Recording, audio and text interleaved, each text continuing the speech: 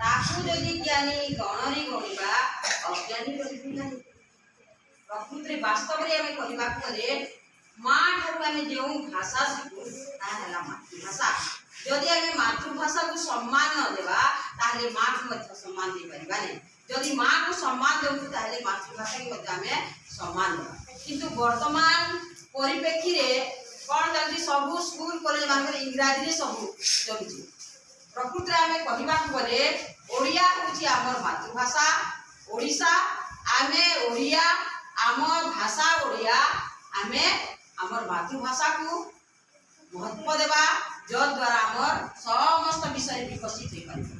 तेणु मो छात्र छात्री मान को अनुरोध करछि जे निजर मातृभाषा को आमे जदि नै जानू जदि मातृभाषा लेबा ताले आमे कोनोसी उत्तर मध्य करि पारिबा नै। तेणु मो ये अनुरोध करछि समस्त निजर मातृभाषा को आमे मुख्य देबा। जदि हम गुटे घर निहि जदि भल अछि ताले कानबा घर जेते बड़ कोठा आसला काहे से घर केबे मते बुझिबा। सेति पई दायफलान कार्यक्रम चलुची जे निजर मातृभाषा किपरि आमे अंगीकार करबा बा दक्षता अभिवृद्धि करबा। प्रथम द्वितीय तृतीय श्रेणी रे जे छुआ जदि प्रथम क्लास रो दक्षता लाभ करछि द्वितीय श्रेणी रो दक्षता लाभ करछि एवं तृतीय श्रेणी रो दक्षता लाभ करि पाछि ताहेले कानबा सर्वांगीन सम्माननीय प्रधान शिक्षक पूज्य गुरुजी भीमाबृंद एवं एठारे उपस्थित मोर स्थान बड़ भाई और भौणी माने आज हेउछि फेब्रुआरी मास 21 तारिख अर्थात अंतर्जातीय मातृभाषा दिवस। एही दिवस अवसर रे मु मोर संक्षिप्त वक्तव्य रखिबाकू जाउछि। माँ और मातृभाषा उभय परिपूरक। मनुष्य तार माँ को जेपरी भल पाए ता मातृभाषा को मध्य सेतिकी भल पाए। हृदयर समस्त कथा को से मातृभाषा माध्यम रे सुंदर भाव व्यक्त करि पारे जहा अन्य कौनसी भाषा रे संभव होई न थाए। भावनार स्वाभाविक परिप्रकाश करिया पाई मातृभाषार आवश्यकता एकांत अपरिहार्य। मातृभाषार विकास साधित हेले जातिर विकास होइथाए। तेणु स्वभाव कवि गंगाधर मेहेर लिखिछन्ति उच्च हेबा पाई कर जेते आशा उच्च कर आगे निज मातृभाषा। मातृभाषा माध्यम रे प्रत्येक व्यक्ति ताकर शिक्षा समाप्ति करिथांती। प्राचीन काल रे संस्कृत भाषा को राजभाषा भाव रे सम्मान प्रदान करा जाउतिला। मात्र मोगल शासन समय रे उर्दू भाषा मुख्य भाषा रूपे स्वीकृति पाइथिला। एहा परे इंग्रेज माने सेमानक शासन रे सुविधा देबा पाई इंग्राजी भाषा को प्रचलित करिथिले। एहा फल रे विभिन्न प्रादेशिक भाषा क्रमशः गौण भाषा रे परिणत। जेतेबेले आंचलिक भाषार न रहिबार देशर ऐतिह्य संस्कृति और परंपरा क्रमशः क्षीण होला। एही समय रे मातृभाषार विकास करिबा पाई ओडिशार बरपुत्र माने अनेक चेष्टा करिथिले। फकीर मोहन सेनापति गंगाधर मेहेर आदि कवि लेखककर चेष्टा वैज्ञानिक परिवर्तन जन्मभूमि पवित्र भारत भूमि तोहर संतान आम्भे अटु सरबे तोर श्री चरण सेवा पाई मन प्राण देवा गाइबा तोहरी गीत आनंद रवे तो आनंदी होइबा खुशी कांदिबा दुखरे तोर होइबा दुखी धन्य महिमा तोहर नाही तार बटांतर मस्तकरे हिमालय पर्वत बर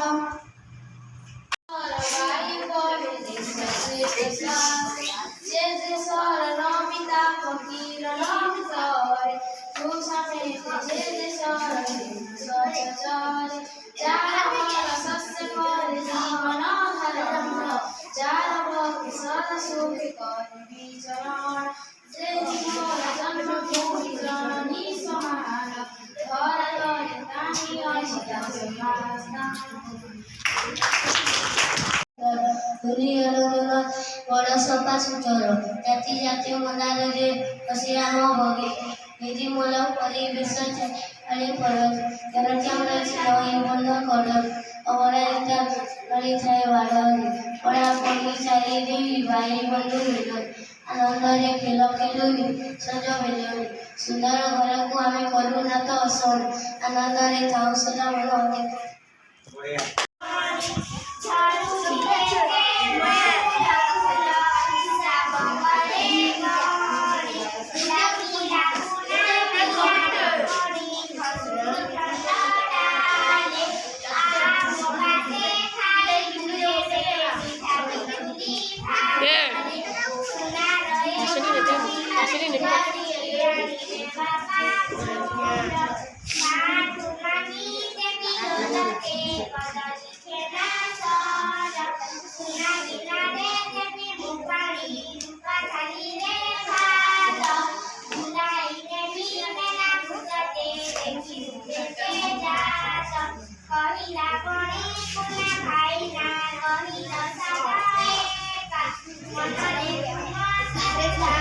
ಹಾಡ್ತೀರಿ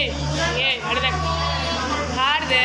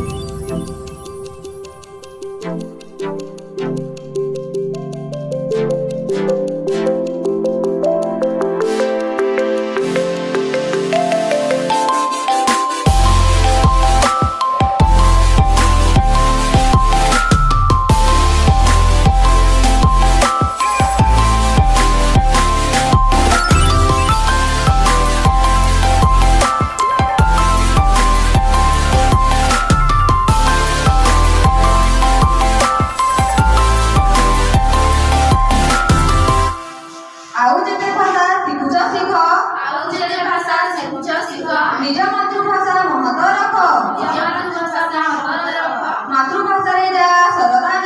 ମାତୃଭାଷାରେ ଯାହା ସରଦା ନାହିଁ ସେ କି ମଣିଷ ଗଣା ହୁଅଇ ଉଚ୍ଚ ହେବା ପାଇଁ କର ଦେବେ ଆଶା ଉଚ୍ଚରେ କର ଆଗେ ନିଜ ମାତୃଭାଷା ମାର ସମାନ ମାଟିର ଟେକ ମାତୃଭାଷାକୁ ଉଚ୍ଚରେ ରଖ ପ୍ରଚାର ପ୍ରସାର କଲେ ମାତୃଭାଷାର ଭବିଷ୍ୟତ ଶୃଙ୍ଖଳିତ ଆମର ମାତୃଭାଷାର ପ୍ରସାର ପାଇଁ ସମସ୍ତେ ଲଢ଼ିବା ଏକ ହୋଇ ଓଡ଼ିଆ ଭାଷାର ସମୃଦ୍ଧି ପାଇଁ ଭାଇ ଭଉଣୀ ଆସ ଆଗେଇ ପାଇବ ତୁମେ ସମାନ ଦେଶ ମାତୃଭାଷାକୁ କରିଲେ ବସ ମୁଁ ଓଡ଼ିଆ ମୋ ଭାଷା ବଢ଼ିଆ ମଧୁର ଲାଗେ ମୋ ଭାଷା ଓଡ଼ିଆ ମାତୃଭାଷା ଆମ ଆତ୍ମାର ଗୀତ ପ୍ରତିସ୍ପନ୍ଦନେ ଚିତ୍ତ ହୋଇ ଶାନ୍ତ